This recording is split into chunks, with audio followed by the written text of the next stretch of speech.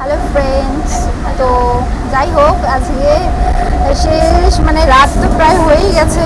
তো এই মুহূর্তে আমি একটা ভিডিও যেটা না করে পারলাম না। তো আজকে না বিকালে আমি একটা লাইভ করেছিলাম, তো লাইভটা কমপ্লিট করার পর আজকে বেরিয়েছি একটু ডাক্তার দেখাতে, ঠিক আছে।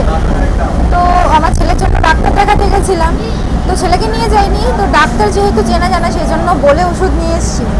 তো আজকে আসার সময় একটা জিনিস হয়েছে, যেটা হচ্ছে কি আমি ভাবতে পারিনি, কারণ এটা না সত্যি কথা বলতে আমার লাইফে সত্যি এটা মানে স্পেশাল, কারণ এরকম হয়নি।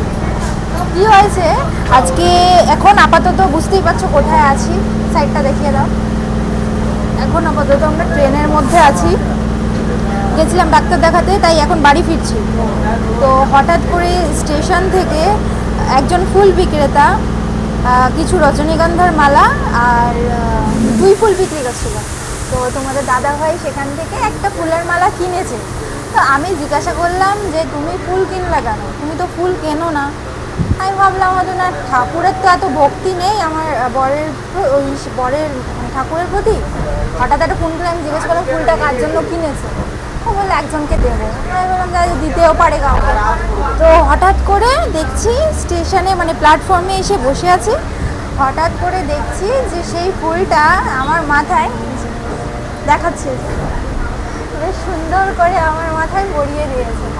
তো বেশ ভালো লাগছে। ফুল তো এমনিতেও নো ডাউট সবারই খুব ভালো লাগে, আর এরকম একটা সারপ্রাইজ গিফট আর জিনিসটা এটা সামান্য না, এটা সারপ্রাইজ গিফট যেরকমই হোক সেটা সত্যি খুব সুন্দর।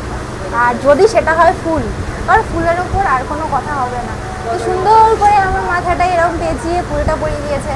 আর ফুলটার থেকে জুঁই ফুল, তার মধ্যে এত সুন্দর গন্ধ, আর মাথা দেওয়ার পর এত সুন্দর গন্ধ বেরোচ্ছে না।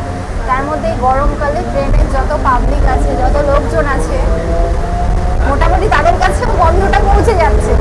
আর যত ফুলের গন্ধ আছে সেগুলো দূর হয়ে যাচ্ছে ফুলের গন্ধটার জন্য। আমি বুঝতে পারলাম না যে অ্যাকচুয়ালি ফুলটা কি আমের গন্ধ, মানে আমের গন্ধটা দূর করার জন্য আমার মাথায় নাকি ভালোবেসে পড়িয়েছে। তো তোমরা কমেন্ট করে বলো যে আমার মাথায় এই ফুলটা দেওয়ার পর কেমন লাগছে। আর সারপ্রাইজটা না সত্যি মানে আমার কাছে নাই বলবো, আমি এক্সপ্লেন করলাম সারপ্রাইজটা, কারণ সব সারপ্রাইজ এক্সপ্লেন করা যায় না। তো এটা আমার কাছে থাকবে, এখন অবধি থাকবে। বাড়িতে গিয়ে আমি এটাকে খুলে না সুন্দর করে যত্ন করে রেখে দেবো। বুড়ো বয়সে আমি আবার বার করে দেখাবো, যখন বুড়ো বুড়ি হয়ে যাবো দুজনে তখন দেখাবো আর বলবো।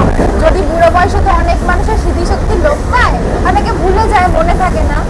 আর এটা আমার লাইফে এই ফার্স্ট, মানে আমি আমাকে সেরকমভাবে ফুল দেয়নি, আমি কোনো পারপাসে যখন স্পেশাল কিছু ছিল মনে করিয়ে দিয়েছিলাম, তারপরে ফুল আমাকে দিয়েছিল।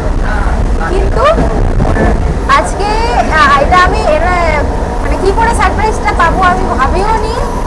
বাট বেশ ভালো লাগছে, মানে ট্রেন চলছে, দুদিক থেকে হাওয়াও দিচ্ছে, বেশ সুন্দর একটা ওয়েদার ভালো আছে।